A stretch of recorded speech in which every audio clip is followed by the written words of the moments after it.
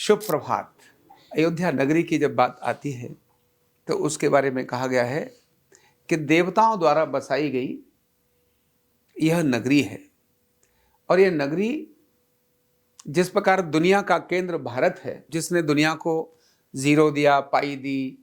अनेक सारे ज्ञान विज्ञान की चीजें दी हैं, दशमलव दिया है, ज्योतिष दी है, आरोग्य के लिए आयुर्वेद दिया है, योग दिया है, गीत दिए हैं, संगीत दिया है, यानी इतनी सारी चीजें दुनिया में नजर आती है जो भारत से मिली हैं। इसी प्रकार भारत के अंदर भी भारत की एक जो नाभि है और वो अयोध्या है। और क्यों नाभि अयोध्या है? अयोध्या में भगवान ने जन्म जो लिया, हम तीनों स्थानों की बात करते हैं और खासकर मथुरा की और अयोध्या की बात करते हैं, ये बहुत महत्व के स्थान हैं। तो पूज्य परम पूज्य रामभद्राचार्य जी के अनुसार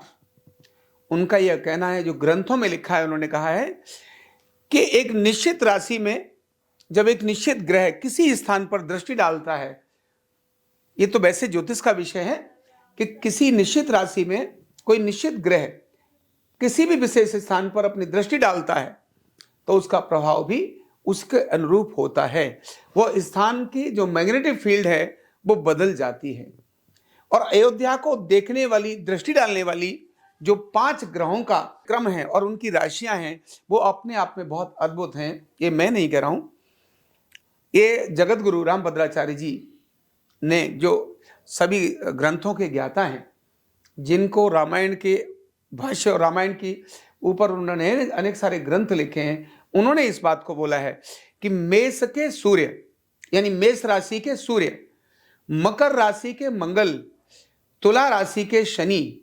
और कर्क राशि के बृहस्पति और मीन राशि के शुक्र, इन सभी 5 ग्रहों की दृष्टि जिस जगह पड़ती है, एक साथ पड़ती है, वह अयोध्या नगरी है। और इसीलिए उस अयोध्या नगरी का महत्व अलग ही हो जाता है। इस प्रकार की दृष्टि एक साथ, इस प्रकार की दृष्टि सामान्यतया कहीं नहीं पड़ती जो इन ग्रहों की एक साथ अयोध्या नगरी में पड़ती है, इन पर्टिकुलर राशियों में रहते हुए। और इसीलिए उस जगह पर जो भगवान अवतरित हुए, जिनको राम, जिनके बारे में कहते हैं, सूरदास जी उनके बारे में कुछ लिखते हैं और वो लिखते हैं कि जाकी कृपा पंगु गिरि लंघे, यानी जिसकी कृपा से, जो पंगु है ना, मतलब जो लंगड़ा है, पंगु गिरि लंघे, जो पहाड़ को लांघ सकता हो, जिसकी कृपा से रंग चले, जाकी कृपा पंगु गिरि लंघे, अंधे को सब कुछ दर्शाई, बहरो सुने गूंग मनी मूक फिर बोले, जो गूंगा है, जो मूक है, वो फिर बोले, रंग चले सर छत्र धराई, सूरदास स्वामी करुणा में बार बार बंदों ते पाई। यानी जिसकी, भगवान की जिसकी आराधना करते हैं, वो भगवान श्री राम और भगवान कृष्ण की जिस प्रकार से आराधना होती है, उसमें कहते हैं कि जिनकी कृपा से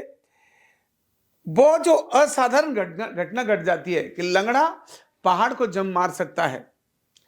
जो गूंगा है फिर से बोल सकता है, बहरा फिर से सुन सकता है, जो रंक है, मतलब गरीब है, वो छत्र धारण करके चल सकता है, मतलब राजा बन सकता है। जब उस दीननाथ की कृपा होती है तो वो इस प्रकार का सब कुछ हो जाता है। ऐसे श्री राम जिस नगरी में पैदा हुए, ऐसी अयोध्या, वो अपने आप में ही एक अभौतिक है, अपने आप में एक दिव्य शक्ति के कारण है। और इसीलिए बार बार मैं इस बात को कहता हूं और मुझे, मेरे मन में बात आती है कि अयोध्या का जब से क्रम शुरू हुआ है और खासकर अयोध्या में जब से ढांचा टूटा, तब से लेकर बदली हुई भारत की और दुनिया की जो परिस्थितियां, उससे पहले की और उसके बाद की परिस्थितियां अलग हो गई, धीरे धीरे चेंज हुई। लेकिन जब से राम मंदिर की घोषणा हुई बनने की,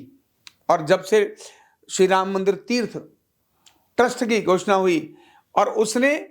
तिथि निश्चित की, प्राण प्रतिष्ठा की और मंदिर निर्माण का जब काम शुरू हुआ, तब से न केवल भारत में अपितु दुनिया के अंदर जो वातावरण है वो बदलने लगा। क्योंकि मैग्नेटिक फोर्स, इलेक्ट्रोमैग्नेटिक फोर्स हम सबके दिमाग को घुमा देती है। हमारे दिमाग में कितनी सारी इलेक्ट्रोमैग्नेटिक फोर्स चलती हैं, ये भी किसी करंट से कंट्रोल्ड हैं और ये सभी ग्रहों से कंट्रोल्ड हैं, क्योंकि ग्रह भी अपने इलेक्ट्रिक मैग्नेटिक फोर्स छोड़ते हैं।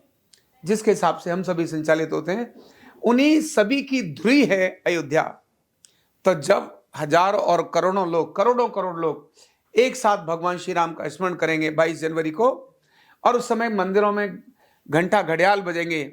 और उसी समय पर अयोध्या के अंदर उस सारे वातावरण में जो प्राण प्रतिष्ठा होगी, वो हमारी भौतिक आंखों से बेशक न नजर आए, लेकिन अभौतिक परिवर्तन का एक बहुत बड़ा कारण बनेगी ही, इसमें कोई संदेह नहीं है। और 22 जनवरी के बाद, ऐसे तो अभी से ही बदला बदला युग नजर आता है, लेकिन 22 जनवरी के बाद खासकर दुनिया की स्थितियां बहुत तीव्र गति से बदलेंगी, जिनका नेतृत्व भारत ही करेगा। बहुत बहुत धन्यवाद। कंधा दर्द, गर्दन दर्द, कमर दर्द, गैस, एसिडिटी, माइग्रेन बहुत सारे रहते हैं, और अगर घुटनों की बीमारी आ गई तो एक एक कदम पहाड़ जैसे लगने लगता है और जिंदगी बोझ बन जाती है। बीमारी की कोई उम्र नहीं है। आरोग्य पीठ लाया है बिना दवा, बिना साइड इफेक्ट के इतनी भयंकर बीमारियों को रिवर्स करने का जबरदस्त तरीका, वेलनेस न्यूरोथेरेपी। तो देर किस बात की, अभी फोन उठाओ, कॉल करो और अपने रोगों से, अपनी बीमारियों से परमानेंट छुटकारा पाओ।